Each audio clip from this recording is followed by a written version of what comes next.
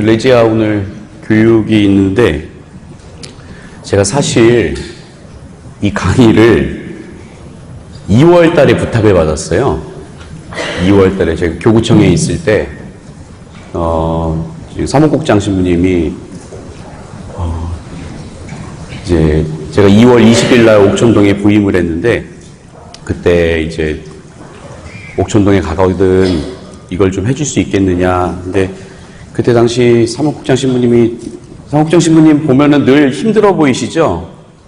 이게 너무 업무도 많고 일도 많으셔갖고 항상 피곤해 보이고 좀 힘들어 보이는데 신부님이 부탁을 하니까 그 부탁을 안 들어줄 수가 없어갖고 그럼 제가 할게요. 그래갖고 이제 강의를 수락을 했습니다. 그러고 나서 뭐에 대해서 해드려야 되나 뭐 이렇게 얘기하다가 올해가 희년이잖아요.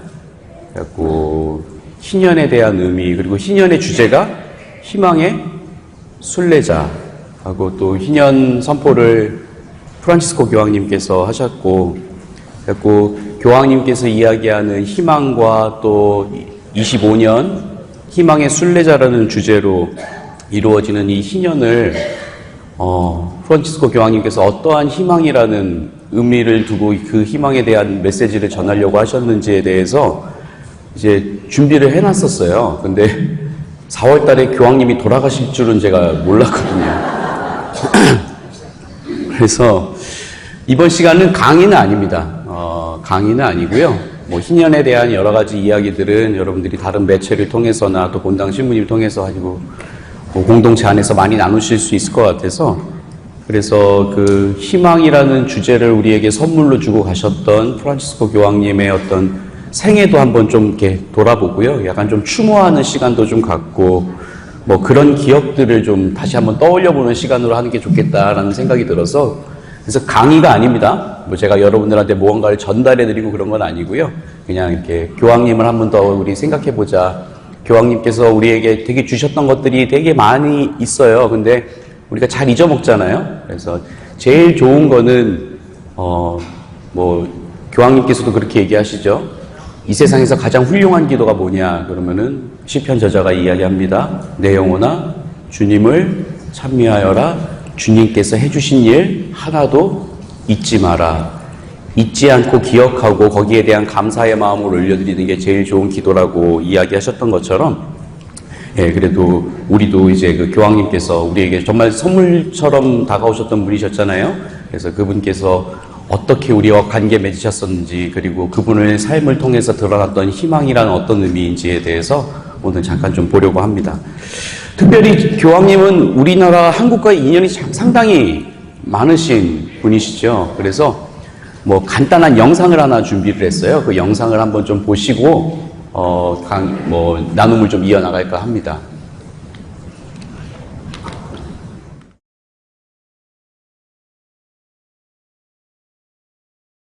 네, 이렇게 보니까 교황님하고 저희가 추억이 되게 많은 나라이죠. 잊어버렸던 것들 많이 생각나시죠? 교황님 오셨을 때 그때 가서 함께 뭐 성모수천 대축일 미사나 시복미사 했던 거 여기서도 아마 강릉에서도 많이 가셨을 것 같은데요. 여기에 나와 있는 많은 장면들 중에 저 개인적으로는 특별히 그 2014년도에 아시아 청년대회 그때 지도신부로 갔었었고 그래서 교황님을 좀 가까이서 뵐 수 있는 기회가 있었고 그리고 23년도에 포르투갈에서 WID 세계 청년대회 했었을 때도 저희가 또 거기 그때 지도신부로 갔었어갖고 교황님 좀 가까이서 뵐 수 있는 기회가 있었습니다. 여러분들 청년들이요 교황님 보면서 뭐라 그러는 줄 아세요? 우리나라 청년들도 그렇고 서양이 외국 청년들도 그렇고 교황님이 이렇게 막 지나가면서 손을 막 흔들면서 강복 주시면서 지나갈 때 청년들은 교황님 보고 뭐라 그러냐면은 이 세상에서 제일 귀여운 할아버지라 그래요. 이 세상에서 제일 귀여운 할아버지라고. 교황 이제 뭐 하느님 종들의 종이죠. 어떻게 보면 좀 멀리 피안에 있는 같은 그런 존재일 수 있죠. 우리와는 좀 다른 좀 그런 분일 수 있겠는데, 네, 프란치스코 교황님 때부터 해서 교황님에 대한 이미지가 되게 우리와 너무 친근하고 가깝고 진짜 옆집 할아버지 같은 그런 느낌으로 이렇게 변하게 된 것 같아서 참 좋았습니다. 평화의 사도이자 그리고 보잘것없는 이들의 보호자 그리고 프란치스코 교황님 하면 한없이 온유했던 그 사랑의 목자가 이제 돌아가셨지요. 그래서 전 세계가 좀 슬픔에 빠졌었습니다. 언제 돌아가셨는지 기억나시죠? 주님 부활 기쁨 속에 있을 때 모두가 축제의 서막을 알렸던 그 부활 축제, 8일 축제 중에 그 축제 첫째 날 그때 돌아가셨죠. 아침 7시 반쯤 돌아가셨는데 교황님이 사순시기가 아니라 부활 대축일을 마치시고 그 부활 8부 축제의 첫째 날 돌아가셨다라는 거 저는 약간 좀 그런 생각도 들어요. 벗을 우리 너무나 소중한 교황님을 떠나보내는 그 슬픔보다 하느님 나라에서의 재회의 기쁨이 더 크다라는 거를 보여주시려고 그 부활 축제의 첫째 날 그렇게 하느님 집으로 돌아가시지 않았나. 그 2월 14일쯤에 이렇게 좀 몸이 좀 안 좋아지셔갖고 그 로마에 있는 제멜리 병원에 입원을 하셔서 뭐 한두 번의 위기를 좀 겪으시긴 했었는데 뭐 심부전도 오셨었고 호흡부전 뭐 그런 게 있었는데 그러고 나서 기적적으로 또 다시 일어나셔서 부활 대축일 때는 또 신자분들을 또 만나셨죠. 그리고 나서 그 마지막 부활 대축일을 보내고 나서야 모든 임무를 완수했다, 모든 사명을 좀 완수했다라는 그런 마음으로 하느님 나라로 가셨습니다. 21일, 4월 21일 7시 35분 하느님 품에 안기셨죠. 교황님이 몇 번째 교황님인지 기억나시나요? 266번째 교황님이셨죠. 만 88세에 돌아가셨습니다. 그리고 교황직을 수락하신 지 그리고 시작하신 지 12년 만에 돌아가셨죠. 이제 여러분들 얼마 전에 교황님 자서전이 나와 있어요. 자서전이 나왔어요. 희망이라는 이 주제에 이 제목을 달고 나온 자서전이 있는데 그 자서전 기회가 되시면 한번 읽어보시면 좋을 것 같아요. 제가 지금 준비한 내용들도 거의 대부분 그 자서전에서 이렇게 따온 내용들이 많이 있는데 교황님 하면은 어떤 친근함, 그 다음에 유머, 그리고 교황님이 특별히 뭐 좋아하셨는 줄 아세요? 축구 많이 좋아하셨고, 그리고 아주 오페라의 광적인 팬이셨습니다. 그리고 이것도 교황님하고 좀 이미지가 잘 안 맞는, 좀 잘 어울리진 않는데 또 교황님이 좋아하셨던 것 중에 하나가 뭐냐면요. 탱고예요. 그래서 여러분들 교황님이 내가 어떻게 이 오페라를 좋아하게 됐고 그리고 교황님께서는 말씀하셨던 내용들이 많은 경우 전임 교황님들과는 좀 달리 문학적이고 시적인 표현을 많이 하셨어요. 왜 그분께서 그러한 표현으로 하느님에 대한 복음을 그러한 어떤 문학적인 도구를 사용해서 전달했었는지에 대한 내용들이 왜 교황님이 그렇게 되셨는지에 대한 내용이 쫙 나옵니다. 그래서 한번 읽어보시면은 되게 재미있을 것 같아요. 나중에 기회 되면 읽어보시고, 그 뒤에 보면은 한 3분의 2쯤 넘어가면은 교황님이 꽁클라베 이야기도 써요. 내가 꽁클라베 때 어떻게 해갖고 교황이 됐다라는 어떤 비밀스러운 이야기들도 이렇게 써놓으시는데 아주 그때는 좀 막 흥미진진합니다. 한번 시간 되시면 보시면 좋겠어요. 하느님 지상 대리인이면서 가장 작은 이들의 맨 앞자리에 두셨던 하느님의 종 이제 프란치스코 교황님께서 희망이야말로 모든 것을 앞으로 이끄는 힘이라고 결코 꺾이지 않는 희망이라는 위대한 유산을 남기고 그렇게 하느님 품에 안기십니다. 교황님은 1936년생이에요. 교황님 어렸을 때 모습이에요.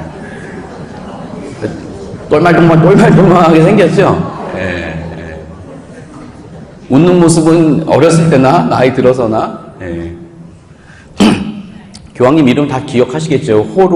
호르 마리오 베르골리오라는 원래는 이탈리아 사람이셨죠. 이탈리아 사람이셨다가 이제 아르헨티나로 이주한 이주민이고 또 철도 노동자, 교황님은 5남매였거든요. 5남매였는데, 교황님께서 살아계시는 동안, 제가 좀 정확하게 기억이 안 나는데, 세 분이, 형제 중에 세 분이 먼저 돌아가셨나? 그랬을 거예요. 그래서 그 5남매 중에 맏아들로 태어나셨어요. 밑에 동생이 먼저 세상을 떠나는 아픔을 겪으셨던 분이시죠. 그리고 축구 많이 좋아하셨고, 이 더 어렸을 때 사진이에요. 네. 이때가 첫영성체 때인가 그래요. 우리 내일 여기 저희 옥천동도 그렇고 여기 소롤성당도 내일 첫 영성체 하는데, 네, 이게 교황님 아마 첫 영성체 할 때 사진인 걸로 제가 알고 있습니다. 교황님이 내가 사제가 돼야겠다라는 생각을 했던 거는 17살 무렵이었다 그래요. 거기서 지나가다가 여러분들 남미나 유럽은 가면은 한 200~300m 갈 때마다 뭐가 하나씩 있어요? 성당이 하나씩 있죠. 이 성당을 지나가는데 되게 좀 강한 이끌림을 성당에 느꼈고, 그 성당에 들어갔는데 어떤 한 신부님이 고해성사 주고 계셨고, 거기서 고해성사 하신 다음에 내가 사제가 돼야 되겠구나라는 이제 생각을 하셨습니다. 그러고 나서 이건 이제 학생 때예요. 신학생 때. 예, 옆에는 이제 가족들이고, 신학교에 입학을 해요. 그래갖고 비아데보토 신학교에 입학을 했는데, 이제 당시에 유행하던 독감, 폐렴으로 인해서 생사의 갈림길에 놓이시게 됩니다. 그래서 이때 당시에 1956년도, 57년도 이때 이 시기에 이 가슴을 열고 폐 일부를 절단해내는 수술을 하세요. 그러니까 진짜 엄청나게 큰 수술을 하신 거예요. 그래서 그때 그 아픈 순간에 교황님께서 엄청나게 큰 영적 체험을 하게 됩니다. 그 영적 체험은 뭐였냐면은, 나 혼자서는 구원받지 못하겠구나. 왜냐면은 자기가 그렇게 죽음으로 나아갈 때 어떻게 될지 모르는 그 상황에서 나를 간호해 주었던 사람들, 날 위해 기도해 주었던 사람들, 나를 위해 헌신해 주셨던 사람들, 그 사람들의 모습을 보고서 혼자서는 절대 구원받지 못하는구나. 그러니까 여기 레지오 단원 여러분들이 가난한 이웃들을 향한 자선이나 어떤 행동, 여러분들 활동들 있죠? 그게 그 사람들, 아프고 힘들고 어려운 사람들로 하여금 지금 교황님이 느끼셨던 그 영적 체험을 느낄 수 있게 하는 활동이라는 겁니다. 그래서 신학교에서 나와요. 이제 다닐 수가 없으니까요. 그래서 신학교에서 나오고 나서 조금 지나고 나서 이제 예수의 수도원으로 들어가게 됩니다. 그래서 1969년도에 12월 13일 날 사제소품을 받으세요. 그리고 73년도에 종신서원 하시고요. 3개월 뒤에 최연소 예수의 아르헨티나 광구장으로 뽑힙니다. 그러니까 보통 종신서원 하고 난 다음에 좀 연세가 좀 있으신 분들이 광구장 하시고 그러는데, 종신서원 하고 난 다음에 3개월 뒤에 광구장이 되세요. 그리고 난 다음에 독일로 넘어가셔갖고 박사학위를 마치십니다. 그리고 1992년도에 요한 바오로 2세 교황님으로부터 부에노스아이레스 그 아르헨티나에 있는 도시 그 대교구인데요. 거기에 보좌주교로 임명되면서 이제 주교직을 수행을 하셔요. 그러니까 좀 이른 나이에 이렇게 좀 큰 직무를 맡으시게 되는 겁니다. 그리고 2001년도에 여기 보면은 요한 바오로 2세 교황님한테 이제 2001년도에 좀 빨간색 지금 모제타를 갑자기 생각이 안 나네. 추기경으로 서임되는 장면이에요. 그리고 나서 2013년도에 이제 전임 교황님이셨던 베네딕토 16세 교황님이 이제 교황직을 사임을 하시죠. 그래서 그때 콘클라베 소집이 되셔서 가셨는데, 그때 3월 13일 날 교황으로 선출이 됩니다. 이거는 교황님이 3월 13일 날 교황되시고 난 다음에 3월 19일 날 즉위미사를 하셔요. 즉위미사. 내가 이제 우리 레오 교황님도 얼마 전에 즉위미사 하셨죠? 막 TV로 생중계도 되고 했었었는데 그 즉위미사 때 교황님이 하셨던 강론 내용이에요. 다 같이 한번 읽어볼까요?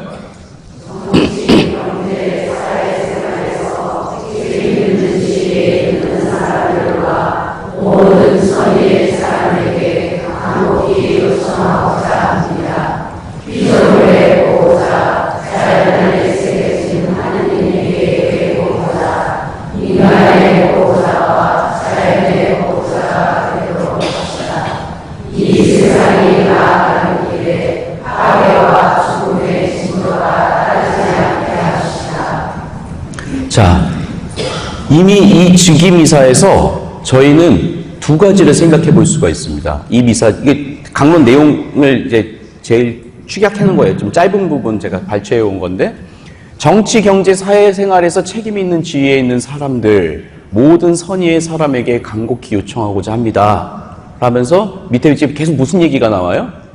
피조물, 보호자, 자연 안에 새겨진 하느님 계획, 뭐 이런 단어들이 나오죠.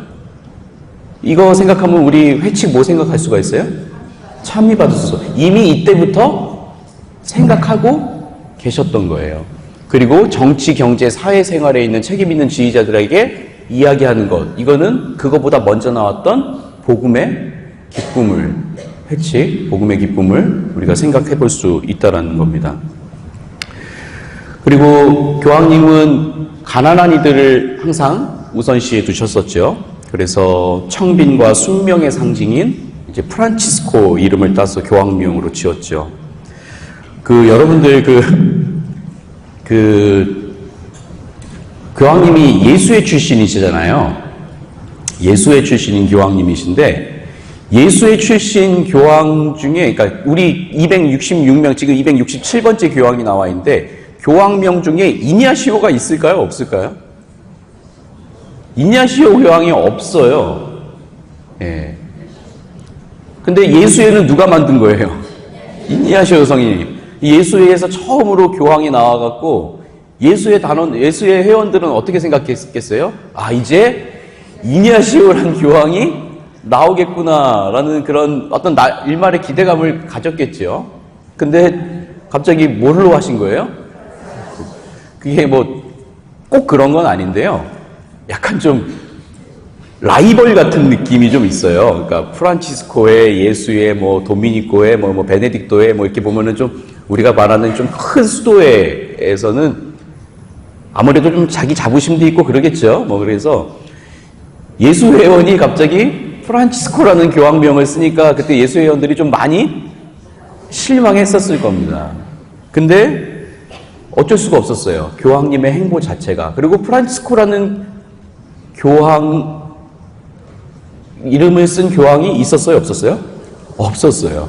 그러니까 다음에 만약에 어떤 다른 교황님이 나오셔갖고 프란치스코라는 이름을 쓰면은 이 뭐가 되더니 프란치스코 2세가 이렇게 되는 거예요. 그러니까 프란치스코 교황 이게 좀 혹시나 나중에 여러분들 혹시나 나중에 프란치스코 회 출신의 교황님이 탄생을 하면은 그분이 혹시 이냐시오라고 하는지 안 하는지 우리가 좀 잘 눈여겨볼 필요가 있을 것 같습니다. 이건 농이에요, 농. 어쨌든 가난한 이들을 항상 우선시했던 교황님이셨기 때문에 프란치스코라는 이름으로, 그리고 모든 피조물의 수호 성인이었던 프란치스코 교황이라는 명을 쓰시게 됩니다. 그래서 이게 교황직 교황으로 되고 나서 처음으로 이제 하베무스 파팜 하면서 이제 우리 교황을 얻었습니다. 교황이 생겼습니다 하면서 이제 첫 번째로 이제 강복드리고 인사하는 그 자리인데, 보면은 교황님께서는 우리 레오 교황님께서 이렇게 빨간색 이렇게 막 이렇게 위에 흰색 위에 이렇게 걸치시는 게 있죠. 모제타라고 하는데, 그거 대신 지금 그냥 하얀색 수단만 그냥 입으신 거예요. 그리고 이제 보통 교황님들 여기 가슴 십자가는 다 이렇게 뭘로 되어 있을까요? 금과 보석으로 장식이 되어 있는데, 그렇지 않고 이거 대주교 때부터 썼던 그 철제 십자가, 이제 그거를 그냥 이렇게 목에 거십니다. 라틴 아메리카 최초, 예수의 최초, 그리고 프란치스코라는 이름을 쓴 최초의 교황. 그래서 교황님의 행보는 진짜 되게 파격적이었던 것들이 아주 많이 있었어요. 그러고 나서 교황님이 여기 이제 마르타의 집인데, 마르타 호텔인데, 교황님이 되면은 어디로 들어가나요? 그러니까 교황청 안에, 당연히 교황청이 있겠죠. 교황님이 되셨으니까. 교황청 안에 사도 궁전이 있어요. 교황님 집이 따로 있는데, 거기에 안 들어가셔요. 그냥 성녀 마르타 호텔, 여기서 그냥 지내십니다. 집이요, 진짜 저희 보통 일반 신부님들이 사는 그냥 일종 작은 사제관 정도 돼요. 좀 되게 소박하신 거죠.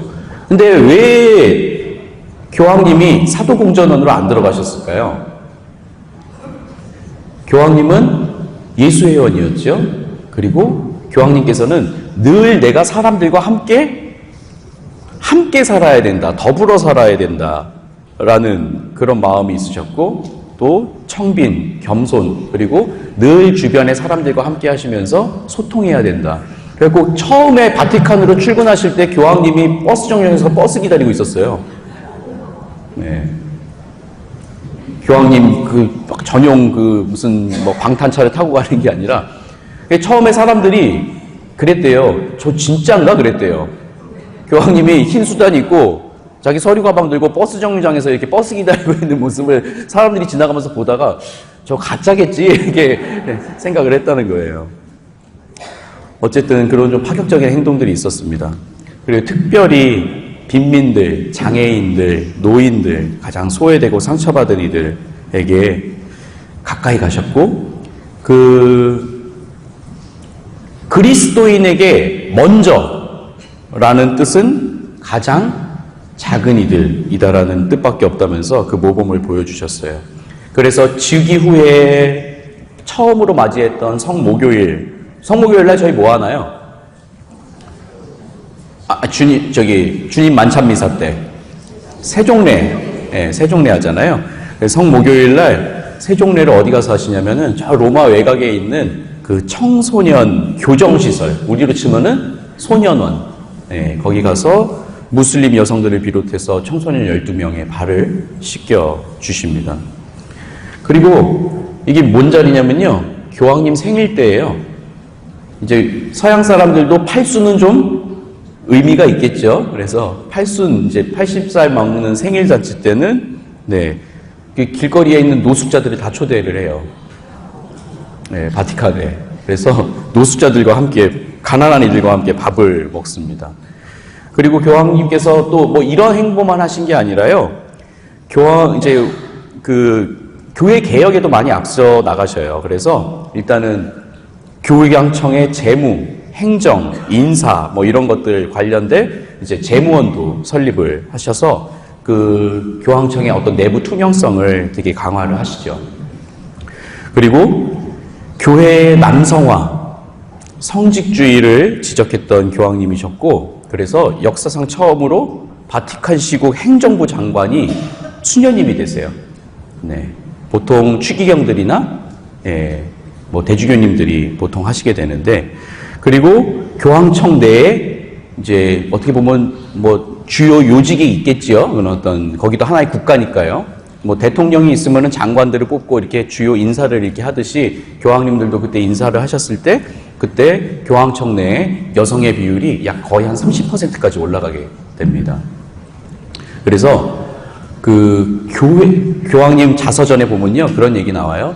교회라는 단어, 에클레시아, 교회라는 단어는 여성형이다. 외국말에는 말의 성이 있잖아요. 명사에. 여성형이다. 그런 얘기를 하면서 교회는 품어주는 교회여야 한다. 그래서 어머니와 같은 모습으로 나아가야 한다. 그런 얘기를 하시면서, 그래서 교황청의 여성의 비율도 되게 높이게 됩니다.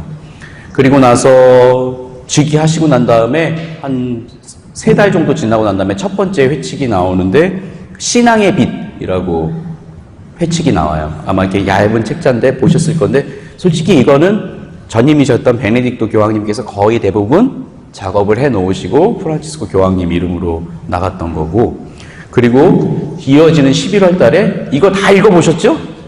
진짜 이거 2013년도에 프란치스코 교황님의 교황님께서 온전히 하셨던 첫 번째 회칙 복음의 기쁨 해갖고, 이걸로 특강도 많이 들으셨을 거고, 책도 많이 읽어보셨을 거고, 또 레지오 주회할 때 또 여러분들 영적 독서로 많이 읽으셨을 거예요. 그래서 이 복음의 기쁨, 여기에 중심 메시지는요, 딴 게 아닙니다. 교회가 자신의 안위를 신경 쓰는 어떤 그런 폐쇄적이고 건강하지 못한 교회가 아니라 거리로 나가야 된다. 거리로 나가서 다치고 상처받고 더럽혀져도 그게 교회의 모습이다. 그래서 신부님들한테 뭐라 그래요? 양 냄새 나는 목자가 되십시오라고 하잖아요. 그래서 신자들을 다 찾아 나가라. 뭐 그런 큰 울림을 줬던 회칙의 내용이었었습니다. 교황님께서 교황직 수행하시면서 제일 힘들었을 때가 언제였을까요? 코로나. 네. 이거 기억나세요?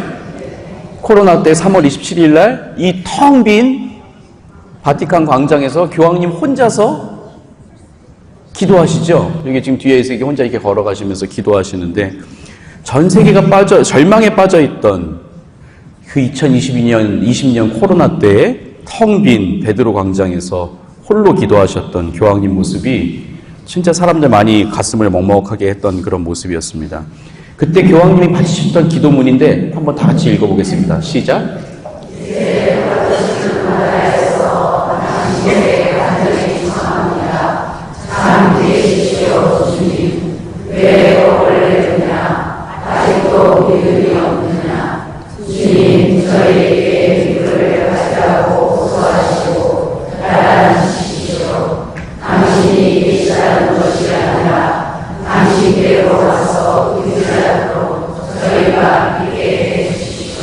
네, 이 교황님께서 이 감염병의 이 세계적인 확산 이런 걸 경험하시면서 교황님께서는 어떤 생각을 하셨냐면 이 모든 것들이 다 연결이 되어 있구나. 모든 것들이. 우리 바오로 서사가 이렇게 얘기하죠. 그리스도를 머리로 해서 우리는 그 하나의 지체이다라고 이야기하는 것처럼, 그러니까 한 무의 지체 중에서 뭐 손가락이 아파요. 그럼 이건 손가락이 아픈 거예요? 내가 아픈 거예요? 교회가 아픈 거고 머리이신 그리스도께서 아프신 거. 그러니까 모든 것들이 연결되어 있다. 그래서 세 번째 회칙은 뭐냐면은 모든 형제들이라는 회칙도 발표하십니다. 그래서 인류 공동체의 어떤 형제의 사회적 우애를 강조를 하죠. 그리고 뭐 찬미받으소서라는 회칙도 나오고 여러 가지 회칙들이 나옵니다. 권고도 많이 있죠. 사랑하는 아마존, 그리고 사랑의 기쁨, 또 교회의 윤리, 사회에 대한 어떤 지침들을 많이 내어주셨습니다. 근데 여러분들이 이게 프란치스코 교황님이 좀 보수적인 것 같아요? 진보적인 것 같아요? 근데요, 이분 보수적인 분이셨어요. 행동은 되게 진보적이셨죠. 행동은 되게 진보적이신 분이셨지만은, 그리고 가난한 사람들, 약한 사람들, 힘없는 사람들, 고통 겪는 사람들한테는 한없이 온화하셨지만은 교리 해석 이런 것들에 대해서는 상당히 좀 보수적이셨어요. 그러니까 좀 이제 딱 기준이 있으셨던 분이셨어요. 그래서 어떤 신자분들이 프란치스코 교황님 오해하는 것 중에 하나가 프란치스코 교황님이 낙태, 안락사, 동성 결혼 이런 것들에 대해서 허락했다, 그런 거를 되게 좋게 봐줬다라는 그런 인식을 갖고 계시는 분들이 계신데 절대 그렇지 않습니다. 근데 교황님께서 하셨던 말은 이거예요. 낙태했던 사람들, 큰 죄를 지은 사람입니다. 안락사 아주 나쁜 제도예요. 동성결혼 성경에서 분명히 이야기하고 있죠. 이건 잘못된 거라고. 하지만 그 사람도 하느님의 사랑을 받는 사람이다. 하느님의 사람이다. 그 사람에게도 누가 필요하다? 하느님이 필요하다. 근데 그런 교회가 그 사람들을 미워해서는 안 된다. 단죄해서는 안 된다라고 말씀하시는 거예요. 그러니까 동성결혼도 예를 들어서 교회법적으로 혼인 성사로 엮어주진 않으십니다. 하지만 그 사람들이 그렇게 하겠다면 그 사람들을 충분히 축복해 줄 수는 있다라는 거예요. 네. 교회의 가르침에 반한다는 이유로 그 사람들을 소외시키거나 차별해서는 안 된다는 겁니다. 얼마 전에 서울에서 퀴어 축제가 있었어요. 여러분 뭔지 아시죠? 그 퀴어 축제 때 그 사람들이 이렇게 모여서 축제하고 있는 그 모습, 그 안데 옆에서 저 사탄의 자식들, 저 동성애 하는 놈들, 저 게이들 막 하면서 막 이렇게 막 비난하고 막 옆에서 피켓 들고 시위하고 막 이런 사람들도 함께 여기 있죠. 교황님은 그걸 하지 말라는 거예요. 네. 여기 갔다 오신 분 계세요? 여기 시위하러? 그러면 안 계시죠? 그런 사람들 역시 다 교회가 품어줘야 되는 사람이고 하느님 사랑 계획 안에 다 살아가는 사람이다라는 걸 이야기하시는 겁니다.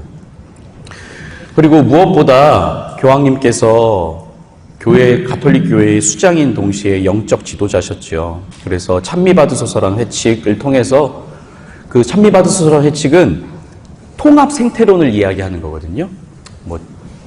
어렵지도 않습니다. 결국에는 사람에 대한 인간들이 이 사회의 빈부격차가 결국에는 생태에도 큰 영향을 미친다라는 거예요. 그러니까 나중에 찬미받으소서 지금 우리 7년 여정 살고 있으니까요. 이미 다 찬미받으소서 다 읽어보셨죠? 네, 그러니까 제가 하는 얘기 자세하게 설명을 드리지 않겠습니다. 그리고 기후변화가 점점 심해지고 어떤 빨리 실효적인 방안을 마련해서 세계 각국이 대응해 놨을 것을 누구보다 앞서서 이야기하셨던 분이에요. 국가 지도자라는 어떤 영적 지도자라는 이 지도자들 중에서 그 누구보다 어느 국가보다 교황님께서 앞서서 이것들을 해나가야 된다고 이야기하셨죠.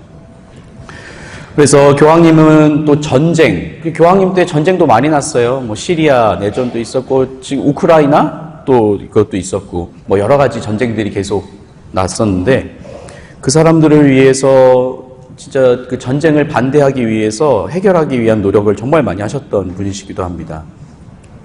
그리고 교황님께서 이주민이셨잖아요.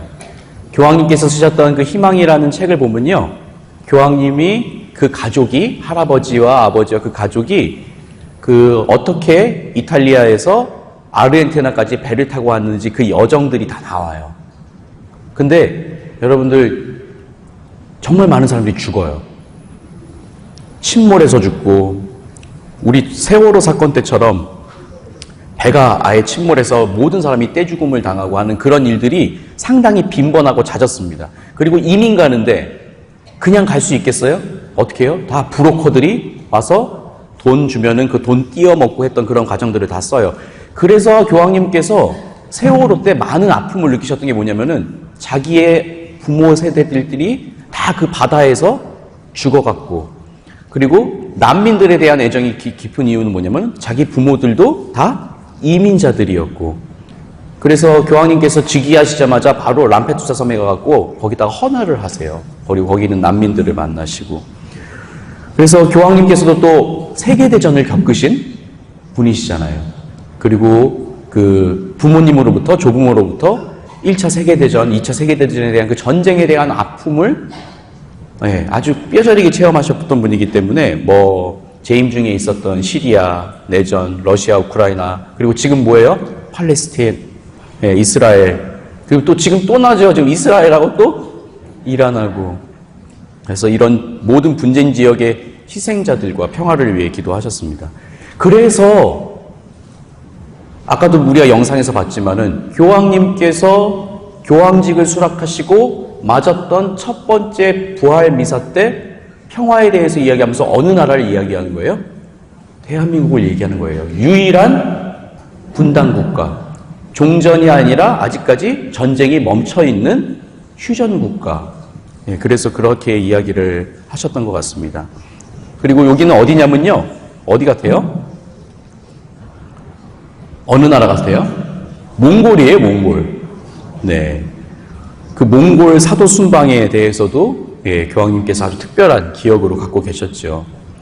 그리고 교황님께서 이주민이라 그러셨잖아요. 그리고 교황님 어린 시절에 교황님은 옆집에는 이슬람에, 옆집에는 어디에 이렇게 동방 정교회, 그러니까 모든 친구들이 다 누구였냐면은 가톨릭 신앙을 갖고 있는 친구들도 있었지만은 많은 친구들이 다 나와는 다른 종교를 갖고 있었던 친구들이었다는 거예요. 그래서 그들과 함께 소통하는 방법을 아셔요. 왜냐면은 그들이 다 나의 뭐였다? 친구였다. 그래서 교황님께서 다른 종교, 특별히 동방정교회 종교부터 해서 개신교부터 시작해서 많은 종교들, 그 사람들과 함께 엄청나게 소통을 하십니다. 그리고 교황님으로서는 최초로 이슬람 발상지인 아라비아 반도를 가셔요. 그리고 2023년에는 돌아가시기 얼마 전에는 이라크를 방문하십니다. 진짜 화해와 평화, 통합의 어떤 그 사도로서 정말 우리에게 많은 감동을 주셨었죠. 그리고 이거 기억나세요? 광화문이죠? 이때 이때 가셨던 분들 손 한번 들어보시겠어요? 많이 가셨을 텐데. 네. 손 내리시고. 이때 이제 저희 시복미사 하러 가셨었죠. 그래서 교황님과 아까 한국에 대한 추억들에 대해서 간단하게 영상을 통해서 봤는데 2014년도에 교황님 오셔서 아시아 청년대회 하시고 윤지충 성모승천 미사도 봉헌하시고 윤지충 바오로 동료 순교자들 124위 순교복자 10옥도 해주시죠. 그리고 교황님께서 오셔갖고 처음 만났던 사람 세월호 유가족들. 네, 세월호 유가족들. 혹시 여기 우리 가톨릭 신자 중에서도 세월호 얘기하면은 그것도 왜 얘기하냐고 막 화내고 막 짜증나고 그런 분 계세요? 네, 그러시면 안 됩니다. 교황님이 분명히 이야기하시죠. 고통에는 중립이 없다고 이야기하셔요. 네, 잘못하면 안 됩니다, 여러분들. 그래서 세월호 유가족들 만나서 희생자들 기억하고 있다는 말로 한국에서 일정을 시작하시죠. 그래서 그리고 교황님이 오셨을 때 그 자동차 소울 타셨던 거 기억나세요? 소울. 그 뚱뚱한 양반이 그 조그만 차를 타고 있으니까 그 얼마나 그렇게 꼭 껴갖고 이렇게 가겠어요. 근데 그러니까 사람들이 이런 모습들이 우리 가톨릭 신자들이 아니라 비신자들한테까지 되게 큰 인상을 주게 되었던 거예요. 보통 교황님이 온다, 국가 원수가 온다 그러면 방탄으로 된 세단 이렇게 타고 이렇게 가시는데 소형차 타는 그런 소탈한 모습. 그리고 멀리서 사람들한테 인사하는 게 아니라 어떻게 해요? 가다가 또 내려서 애기들 있으면 한 번씩 안아주고 그리고 고통받는 사람들 있으면은 거기 가서 같이 함께 기도해 주시고 그래서 그 낮은 리더십, 소탈한 그 모습, 그게 되게 이상적인 지도자의 모습으로서 드러나게 됐던 거죠. 그리고 교황님 방한 때의 하이라이트는 아무래도 그 윤지총 바오로 시복미사였을 것 같은데 그 103위 순교 복자가 1984년도에 요한 바오로스 교황님이 오셔갖고 시성시켜 주셨죠. 그 시성식이 의미 있는 이유는 뭐냐면요.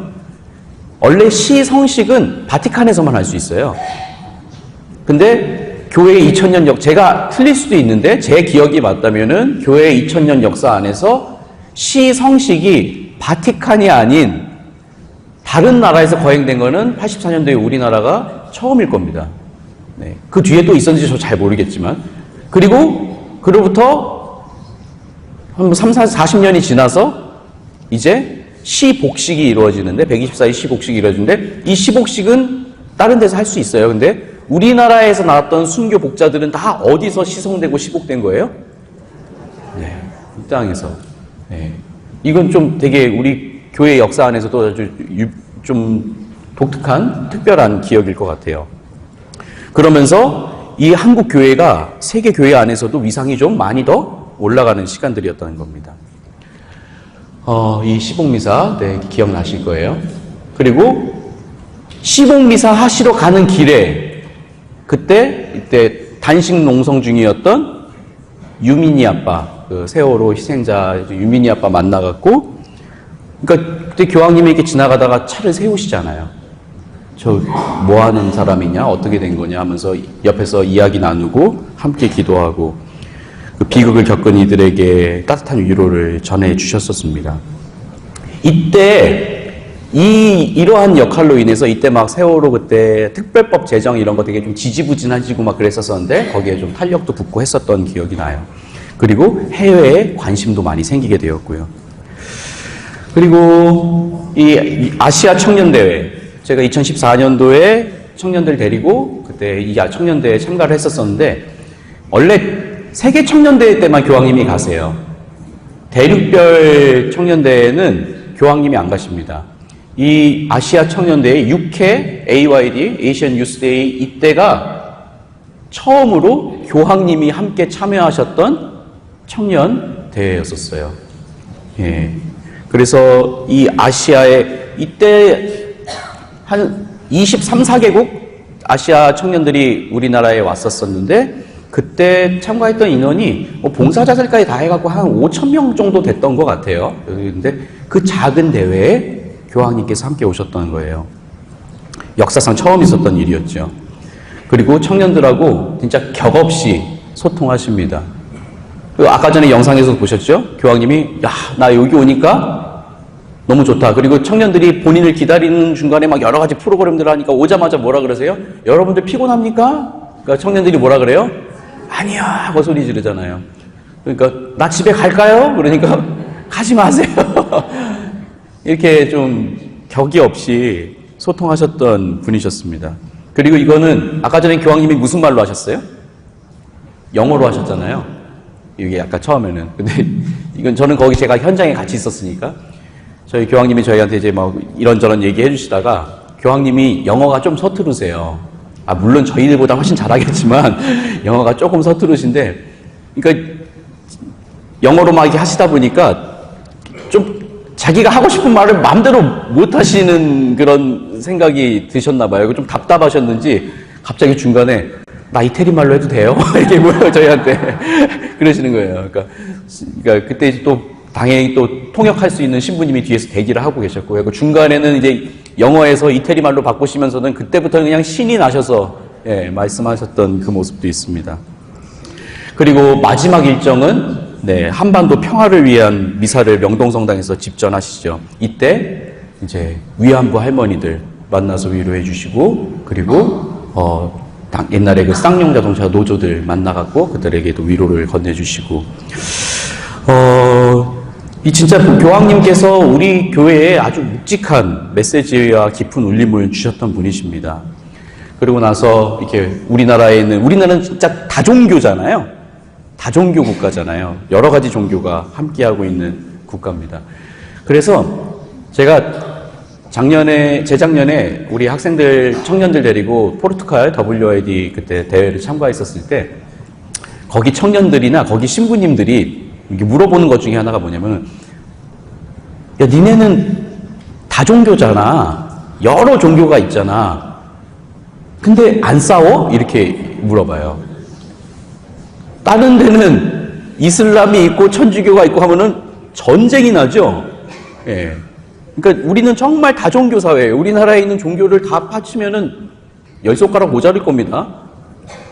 그 여러 종교가 있는데 왜 전쟁이 안 나고 왜 서로 안 싸우고 이렇게 하냐고 해요. 그래서 모르겠습니다. 전 그냥 그 친구들한테는 얘기해요. 우리는 옛날부터 처음부터 이래 왔어. 그래서 이게 익숙해. 이 정도까지 하고 그리고 서로 그렇게 많이 비난하지 않아. 서로 인정하는 그런 분위기야. 그러면 걔네들이 그걸 되게 많이 신기해 했었어요. 그래서 이 교황님의 방문이 되게 신드롬이었었습니다. 우리한테는요.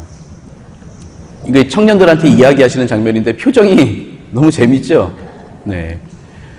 그리고 나서 재작년에 2023년도에 이제 포르투갈에서 열렸던 WID 그때 이제 마지막 파견 미사 때 이제 저희는 알고 있었어요. 거기에 실무자들은 저희 이제 외교부에서 다 연락이 왔고 그다음에 엠버거가 걸려 있어서 말을 못 했는데 27년도에 WID는 교황님이 주최하는 행사예요. 장소만 한국에서 제공하는 행사입니다.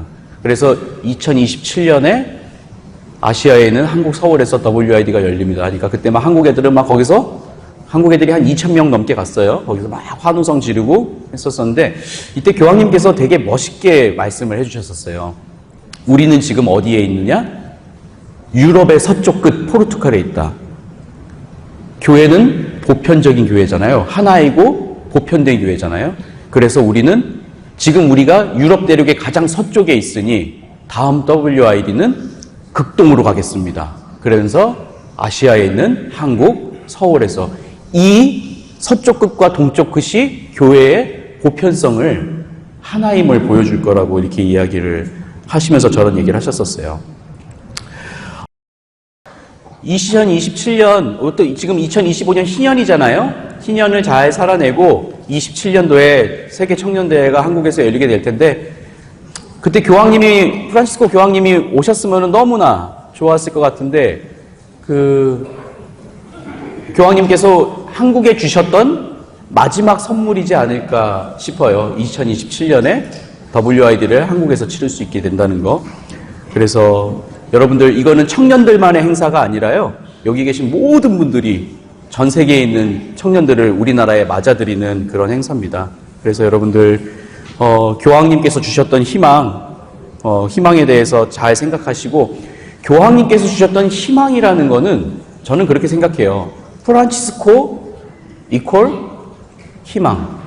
그분의 삶이 이민자였고, 그리고 가난한 노동자의 아들이었고, 그리고 가난한 이들을 대변했었고, 아파하는 사람들을 위해서 평생을 헌신하셨던 그분의 삶이 희망 자체였다고 저는 보여집니다. 그래서 25년 마지막 그분께서 선포하셨던 정기 희년을 희망의 순례자라고 이야기하신 것 같고, 본인 자신도 희망의 순례자이셨던 그분께서도 그 순례를 마치고 하느님 나라로 돌아가신 것 같아요. 그래서 이 위대한 유산, 교황님께서 주셨던 이런 것들을 우리 삶 속에 뿌리내리는 것, 그거는 그분께서 해주셨던 말씀과 행동들을 우리가 자꾸 기억하고 그거를 우리 삶으로도 옮겨 나가는 것, 그것이 아마 가장 아름다운 방법이 아닐까 그렇게 여겨집니다. 네, 1시간 동안 고생 많으셨습니다. 마침 기도로, 우리 다 같이 모여 있는데, 교황님 영원한 안식을 위한 기도로 마치도록 하겠습니다. 성부와 성자와 성령의 이름으로 아멘. 다 같이 하겠습니다.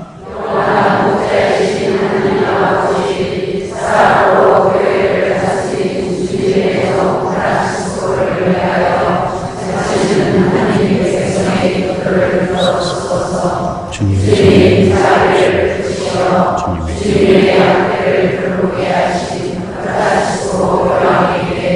영원한 상급을 베풀어 주옵소서. 프란치스코 교황은 이 세상에서 자기의 진리를 충실히 거행하였으니 천상에서 주님과